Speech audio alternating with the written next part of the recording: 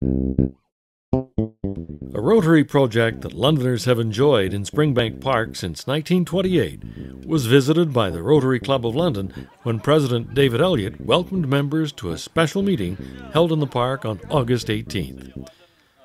During the meeting, Jim Belton introduced guest Lynn Loubert of the City of London. Later, as members gathered around the pool, they described the Centennial project, one of several being undertaken to mark 100 years of service above self in London.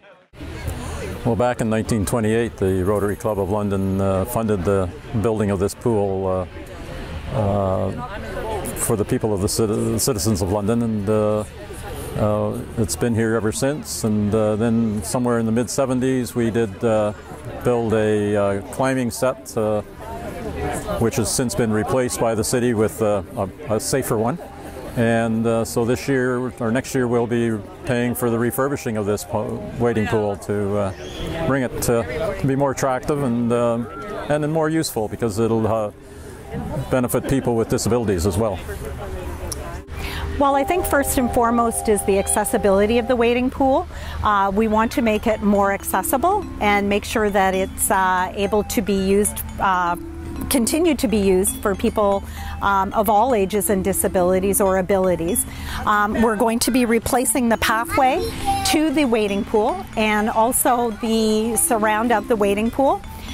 There's going to be a curb cut, which will result in a lovely gradual grade that will be much more accessible for all people.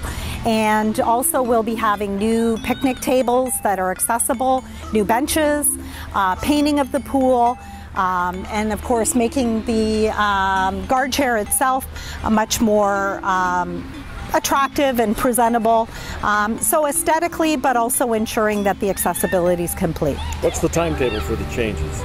The work will be started next spring, and the wading pool will open usually the second or third week in June, and the work is expected to be complete by mid-June 2015. That's a wonderful legacy, and it's just a wonderful sample of what Rotary has been doing in London for the last 100 years, and why we're so pleased to be able to help the people of London.